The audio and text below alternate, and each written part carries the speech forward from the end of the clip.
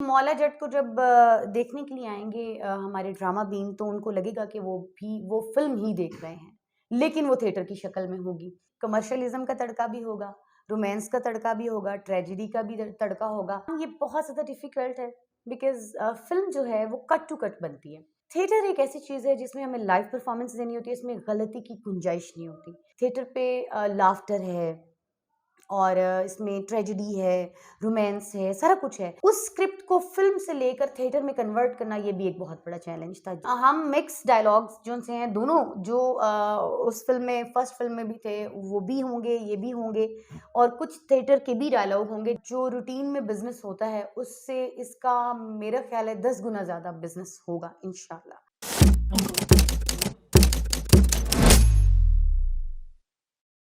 अस्सलाम वालेकुम नाजरीन, मैं हूं कुर्बान प्रिंस और आप देख रहे हैं इनर पाकिस्तान। नाजरीन, आज हमारी मेहमान शख्सियत है मारूफ थिएटर की अदाकारा आफरीन परी जी, जिन्होंने बेशुमार फिल्मों में भी काम किया। उर्दू फिल्में हो या फिर पश्तो फिल्में हो, वहाँ भी उन्होंने अपनी अदाकारी के जौहर दिखाए। और आज जिस हवाले से हम उनका इंटरव्यू करने जा रहे हैं वो बहुत ही अहम इशू है। इस वक्त पूरी दुनिया में एक फिल्म पाकिस्तान की आई जिसकी पूरी दुनिया में गूंज है। 150 करोड़ से जायद का इस फिल्म ने बिजनेस किया और एक संगे मील अबूर करते हुए पाकिस्तान की हिस्ट्री में एक नई तारीख रकम कर दी। इस फिल्म को अब हमारे जो थिएटर आर्टिस्ट हैं वो स्टेज पर पेश करने के लिए जा रहे हैं, जो एक बहुत बड़ा चैलेंज होगा उनके लिए। और इस ड्रामे में अदाकारा आफरीन परी जी जो हैं वो मुखो जट्टी का किरदार निभाएंगी। इस किरदार को लेकर और ड्रामे को लेकर उनसे गुफ्तगू करते हैं और जानते हैं कि कितनी मुश्किलात का उन्हें सामना करना पड़ रहा है जब वो रिहर्सल कर रही हैं दिन रात, और इस फिल्म को वो ड्रामे की शक्ल में ड्रामा बीनों के सामने पेश करेंगी। अस्सलाम वालेकुम आफरीन जी। वालेकुम अस्सलाम। आफरीन जी, सबसे पहले बहुत शुक्रिया कि रिहर्सल के दौरान आपने हमें टाइम दिया। क्या कहना चाहेंगे, कितनी मुश्किल आती है फनकार के लिए जब एक फिल्म को जिसे सिल्वर स्क्रीन पर फिल्म बीन देखते हैं उसी को लाइव परफॉर्म करना? कुर्बान ये बहुत ज़्यादा डिफ़िकल्ट है बिकॉज़ फ़िल्म जो है वो कट टू कट बनती है। मतलब आप शॉट्स लेते हैं, डिफरेंट शॉट्स होते हैं, रीटेक्स होती हैं, अगर कोई मिस्टेक हो जाए तो हम उसको दोबारा रीशूट कर सकते हैं। थिएटर एक ऐसी चीज़ है जिसमें हमें लाइव परफ़ॉर्मेंस देनी होती है, इसमें गलती की गुंजाइश नहीं होती। इसलिए हम जो रिहर्सल कर रहे हैं, इसे हमें इतना परफ़ेक्ट तरीके से करना है कि इसे हमने वन गो करना है, एक ही दफ़ा। और सबसे बड़ा चैलेंज जो हमारे लिए था वो ये था कि इतने शॉर्ट टाइम में अचानक से ये चीज़ डिसाइड हुई कि हम मौला जट जो एक फ़िल्म बिग फ़िल्म है जिसे सेकंड टाइम यहाँ पर बनाया गया, रिलीज़ किया गया और पब्लिक ने उसका सेकंड टाइम आउटस्टैंडिंग रिस्पॉन्स दिया जैसे कि फर्स्ट टाइम दिया था। हमने ये सोचा कि फ़िल्म को जब थिएटर लाइन में लेकर आएँ तो वो किस तरह से पेश की जाए। थिएटर कॉमेडी से रिलेटेड है। थिएटर पे लाफ्टर है और इसमें ट्रेजेडी है, रोमांस है, सारा कुछ है। लेकिन फिर भी थिएटर को आप जब भी थिएटर का नाम लेंगे आपके ज़हन में आएगा कि ये एक हँसी से रिलेटेड एक चीज़ है, जहाँ पे लोग आकर अपने आप को थोड़ा रिलैक्स फ़ील करते हैं। उस स्क्रिप्ट को फ़िल्म से लेकर थिएटर में कन्वर्ट करना ये भी एक बहुत बड़ा चैलेंज था, जिसको बहुत ही अच्छे तरीके से निभाया डॉक्टर अजमल मलिक ने। 35 साल पहले एक फिल्म आती है मौला जट, उसी को 35 साल बाद 2022 में the legend of Maula Jatt के नाम से पेश किया जाता है। नए किरदार आ जाते हैं, लेकिन कुछ डायलॉग्स ऐसे होते हैं जो 35 साल पहले मौला जट में थे वही the legend of Maula Jatt में आते हैं, जी। जिसमें मुख्तलिफ किरदार आते हैं, हुमायूं मलिक, मायरा खान, हमसाली अब्बासी, फवाद खान। जी। तो आपका जो किरदार है वो बड़ा चैलेंजिंग किरदार होगा, जी। मुखो जट्टी का, जी। जिसको लेजेंड ऑफ मौला जट में मायरा खान ने निभाया और अब आप परफॉर्म स्टेज पर करने जा रही जी, हैं। बिल्कुल, बिल्कुल। कितना चैलेंजिंग है ये किरदार? बहुत ज़्यादा चैलेंजिंग है। देखिए जी ये लीडिंग कैरेक्टर है और फ़िल्म का एक डिफरेंट कैरेक्टर है क्योंकि सारे ही कैरेक्टर डिफरेंट हैं। सारे कैरेक्टर अपने अपने रंग में हैं, अपनी अपनी शक्ल में हैं और जब फर्स्ट टाइम जो रियल मौला जट थी, उसमें ये कैरेक्टर कुछ और था, सेकंड टाइम बनी तो कैरेक्टर कुछ और था, अब थिएटर है तो कैरेक्टर कुछ होगा लेकिन कैरेक्टर एक ही है, उसके मुख्तलिफ रंग हैं जिन्हें खूबसूरती से पेश करना है पब्लिक के आगे।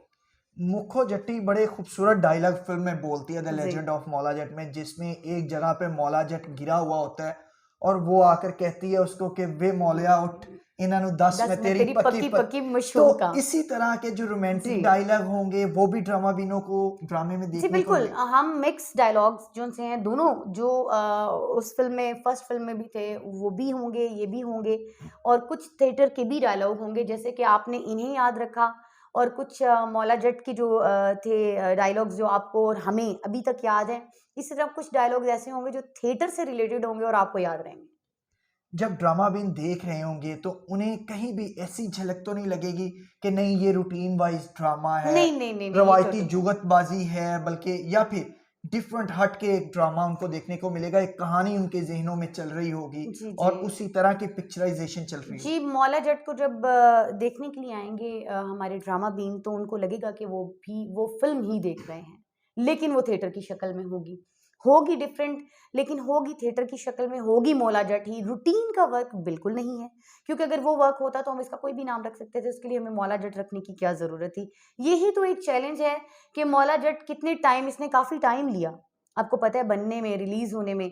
इस तरह हमने एक शॉर्ट टाइम में एक खूबसूरत स्क्रिप्ट मौला जट का यहाँ पर ड्रामा बीनों को देने जा रहे हैं जिसमें हम ये चाहते हैं कि ये ड्रामा 7 दिन के लिए नहीं, महीनों चले, सालों चले कि हमें लोग ये फरमाइश करें कि इस ड्रामे को उतारा ना जाए। यानी आप कहती हैं कि जन्म जन्म की मैली चादर की तरह का ये एक ड्रामा है, शाहकार है जो तैयार बिल्कुल, होकर पेश होने जा रहा है और जी। इसको महीनों चलाया लोग जाएगा इंशाल्लाह, चलाया इंशाल्लाह। जाएगा जी, और इसमें कमर्शियलिज्म का भी तड़का लगाया जाएगा या बिल्कुल। फिर उससे हट के कुछ होगा। नहीं, कमर्शियलिज़्म का तड़का भी होगा, रोमांस का तड़का भी होगा, ट्रेजेडी का भी तड़का होगा और कुछ मिक्स तड़का ऐसा होगा जो शायद दोनों मूवीज़ में ना हो, इसमें हो, जिसे आप याद रखें।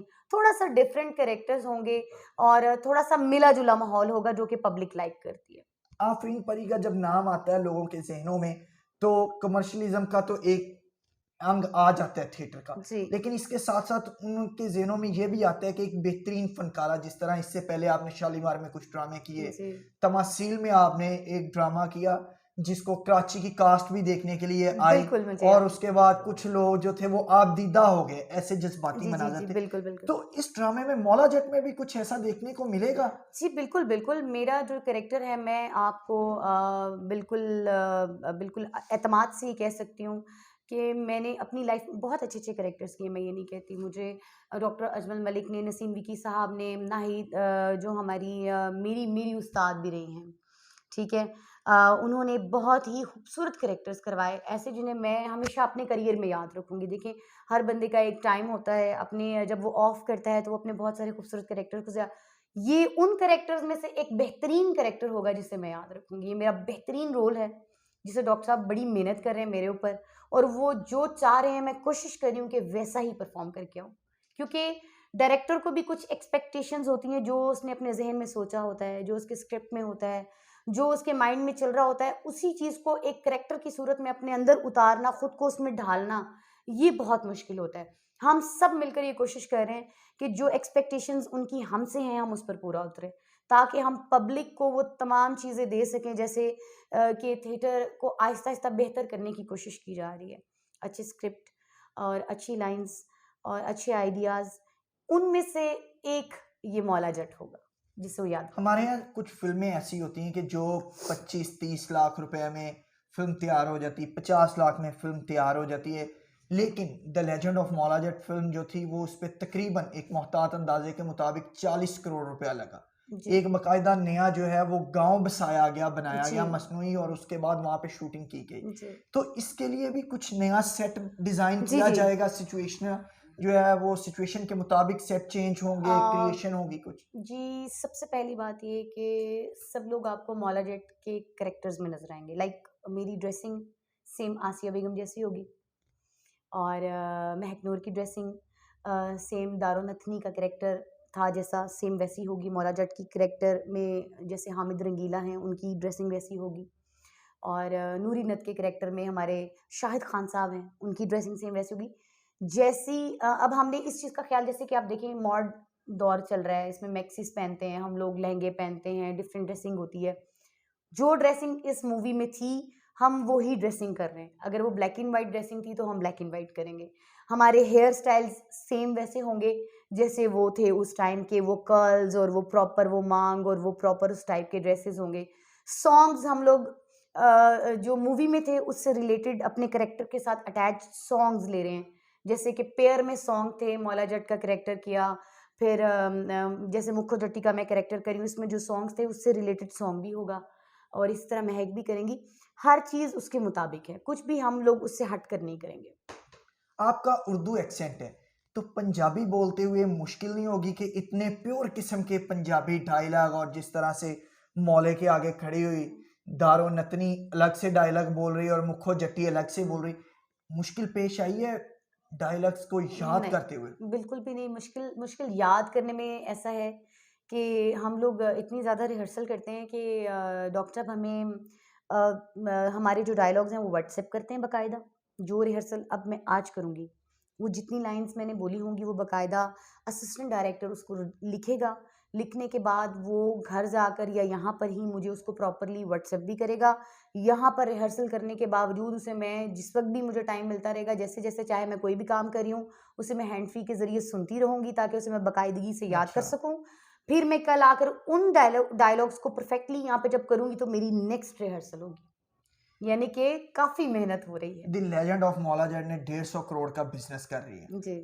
मौला जट ड्रामा से क्या तवक्कुआत हैं, क्या एक्सपेक्टेशंस हैं, जो फैंस हैं आपके उनसे क्या तवक्कुआत हैं कि कैसा रिस्पॉन्स देंगे? जी, रिस्पॉन्स इंशाल्लाह बहुत अच्छा देंगे और जो रूटीन में बिज़नेस होता है, उससे इसका मेरा ख़्याल है 10 गुना ज़्यादा बिज़नेस होगा इंशाल्लाह। क्योंकि सबसे पहली बात ये डिपेंड करता है कि अगर हम अच्छा काम करेंगे तो पब्लिक अच्छा फ़ीडबैक देगी। ऐसा तो कभी भी नहीं हुआ कि आपने अच्छा काम किया और उसका आपको अच्छा फ़ीडबैक ना मिला हो। जो बंदा मेहनत करता है, उसे उसका फ़ीडबैक ज़रूर मिलता है, चाहे देर से मिले, चाहे जल्दी मिले। और मेरा ख़्याल है हमें तो महफ़िल थिएटर में अल्हम्दुलिल्लाह पब्लिक बहुत ज़्यादा प्यार करती है। हमारे अभी तक जितने ड्रामे जा रहे हैं, ओवर पैक जा रहे हैं शोज़ और बहुत अच्छा रिस्पॉन्स है, तो ये तो ड्रामा ही ऐसा है। मुझे नहीं लगता कि इसका कोई भी शो जो है वो कम जाएगा। मुझे ऐसा लगता है कि कहीं ऐसा ना हो कि हमें डबल शोज़ चलाने पड़ जाएँ आप लोगों की रिक्वेस्ट पे। बहुत शुक्रिया। आखिर में अपने देखने वालों को, हमारे चैनल के देखने वालों को कोई पैगाम है? सबसे पहले ये कि मैं ज़िक्र करना चाहूँगी यहाँ पर मेरी जो डायरेक्टर मेरी उस्ताद रही हैं मैडम नाहिद ख़ानम, जिन्होंने मुझे इस जगह पे पहुँचाया, मुझे बताया कि स्टेज पे जो है बोलना किस तरह है, चाहे वो पंजाबी। आपका एक क्वेश्चन था कि आप पंजाबी बोल लेंगी? न मायरा ख़ान भी उर्दू ही बोलती हैं, लेकिन उन्होंने भी फ़िल्म कर ली और माशाल्लाह बहुत आउटस्टैंडिंग कैरेक्टर किया है। तो इसी तरह मैं पंजाबी, उर्दू, इवन के लिटिल बिट पश्तो भी बोल लेती हूँ। और सराइकी भी बोल लेती हूँ थोड़ी बहुत। मैं कोशिश करती हूँ कि जो कैरेक्टर मुझे दिया जाए मैं प्रॉपर उसको करूँ। इवन कि मैं मौला जट को 2-3 दफ़ा देख चुकी हूँ, फ़िल्म देख चुकी हूँ कि मुझे करना क्या है, मुझे बोलना क्या है, मेरा एक्सेंट कैसा होना चाहिए प्रॉपर। सेकंड ये मैं ये कहना चाहूँगी कि बहुत-बहुत शुक्रिया आप सबका कि आप लोग हमारे साथ अटैच हैं, हमारी लाइफ़ के बारे में जानते हैं, हमें इतनी मोहब्बत करते हैं इस चैनल के थ्रू कि हमें अपनी फीलिंग्स शेयर करने का। अब देखें, एक ड्रामा है वो इंशाल्लाह 4 नवंबर को ऑन एयर हो जाएगा, लाइव आ जाएगा, आप लोग आएँगे देखेंगे। लेकिन हमारी क्या फीलिंग्स हैं उसके पीछे, हम उसके लिए कितनी मेहनत कर रहे हैं, इसके लिए हम इनर पाकिस्तान के बहुत ज़्यादा शुक्रगुज़ार हैं कि उन्होंने हमारा बताया कि कितनी मेहनत होती है एक चीज़ के पीछे और एक चीज़ के साथ एक बंदा नहीं, बहुत सारी टीम पूरी जो उनसे अटैच होती है। तो आपका बहुत-बहुत शुक्रिया, इनर पाकिस्तान का मैं दिल से शुक्रिया और जैसे कि मैं उसकी ऑलरेडी एक हिस्सा भी रह चुकी हूँ और हमेशा रहूँगी। तो आपका बहुत-बहुत बेशक। शुक्रिया। Thank you. बहुत शुक्रिया आपका आफरीन जी। जी नाज़रीन, आपने आफरीन परी की खूबसूरत गुफ्तगू सुनी। उम्मीद है हमारी आज की ये वीडियो आपको पसंद आई होगी। आपने भी अपने हिस्से का कतरा ज़रूर डालना है।